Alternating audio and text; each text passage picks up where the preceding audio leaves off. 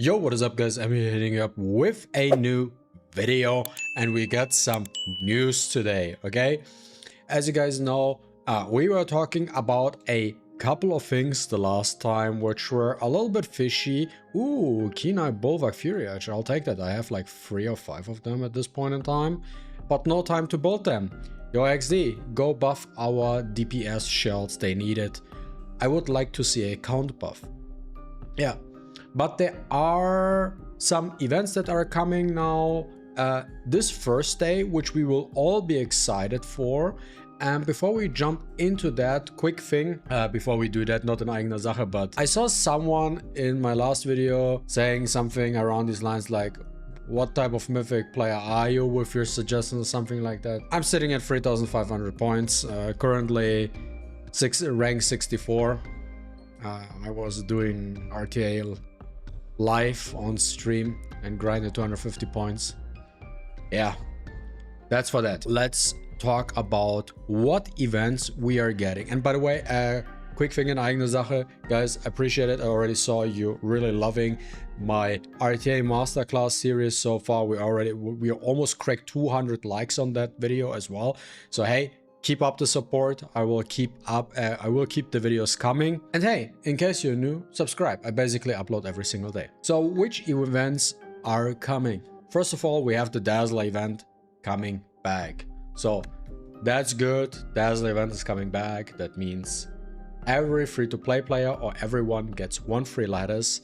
And for every spender, they get 2 lattice now, because 1 for free and 1 they can purchase, right? Now, this is a good thing, but we also have to keep in mind the reason why we did not get the Dazzle event, okay? We have to keep it, we have to keep it real here, is we had that, if you remember correctly, we had the 7-day lock-in to celebrate China launch, and for the 7-day lock-in, the final reward was a lattice, right? So basically what they did is they removed the Dazzle event because they gave us the 7-day lattice. So basically they didn't want to give us 2 lattice in a month. They only wanted to give us 1. So they took away the Dazzle event so we don't get that extra lattice. So yeah, what do you want to say about that, right? What do you want to say about it? It's absolutely a scummy move at the end of the day. That event should have happened together with the 7-day lock-in, because saying, oh, here, lock in 7 days and you get a lattice. But actually, we're taking the Dazzle event away, so you're actually, it's whatever, right? It sounds like they did something fancy, they did something great for the community, but actually they didn't. They just repackaged the thing. But yeah, there are 2 more things that are coming as well. The long-awaited Cage Rumble is finally coming back. And let's hope, since we're seeing Nikonana here, that we are facing Nikonana for the red team and we are not facing Jacques, because Jacques was really annoying the last time. Hopefully we can get Nikonana back. I cannot wait to use Gatsby there and get some ridiculous high scores.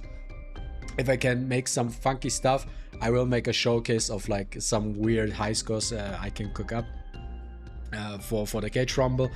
I'm not sure if you guys even interested about it, but I think like it would be a funny content at the end of the day. So Cage Rumble is coming back, which is very great. So we have a little bit more variety when it comes to the events, right?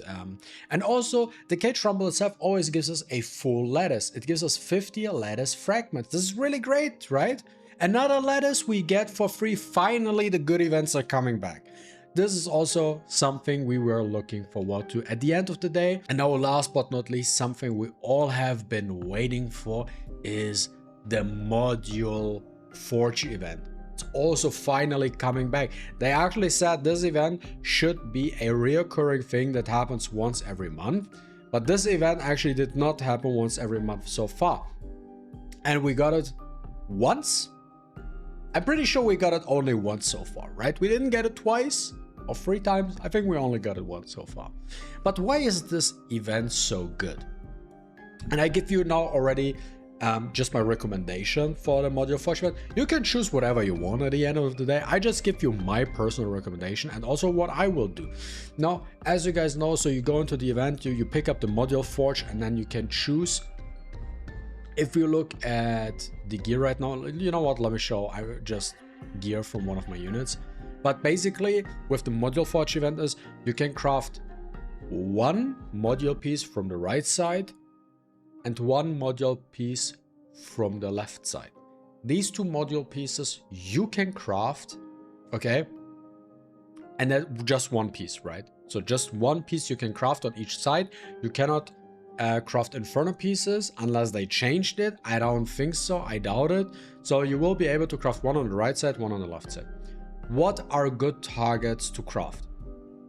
At the end of the day, you choose whatever you want. I can just give you a recommendation on what I will do. Now, since let's take a look at the dungeons we are farming. Now, if we go into the dungeons we are farming, we're primarily farming Doki and we're primarily farming Aurora for like Swift and Bloodbuff and all the other shenanigans, right? But in Deramaton, there's one gear piece which is really good, and that is not Onslaught, but that, oh man, that is Kenai. Kenai is really, really good overall, right? But nobody wants to farm Terramaton. And also, if we're looking at our gear, the thing is, why you should prioritize certain things over others is because of the RNG of rolling pieces, right?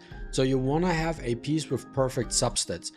So in that sense, what you want to focus on for the Module Forge event are gear pieces with crit damage main stats, or even crit rate. Crit rate is also fine if you need it, but crit damage is the one I will heavily focus on because it's the most value out of any.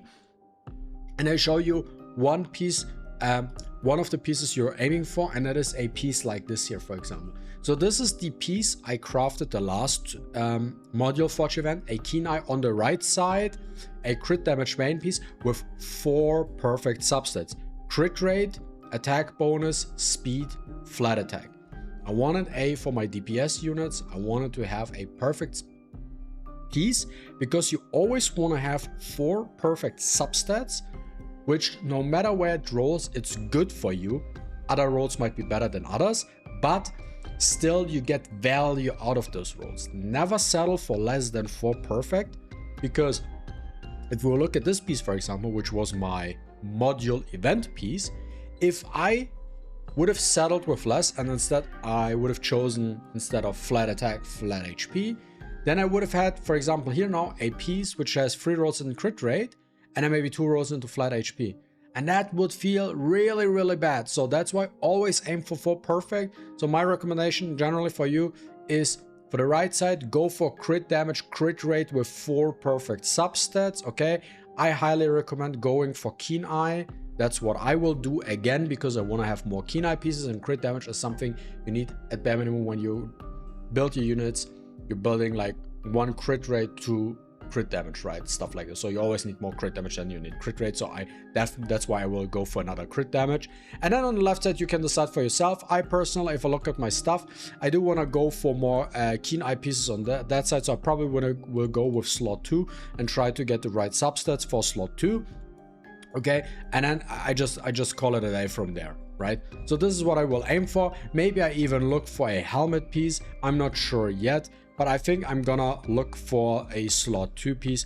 This is what I will aim for. Another option you could think about if you really want to, whatever your choice is, let's say you want to look for a Swift piece or something, then the alternative would be 100% you want to have a accuracy main piece with bare minimum speed as a substat, and then you want to have like HP bonus, and then maybe HP again, and then last but not least, maybe, I don't know, effect resistance, right?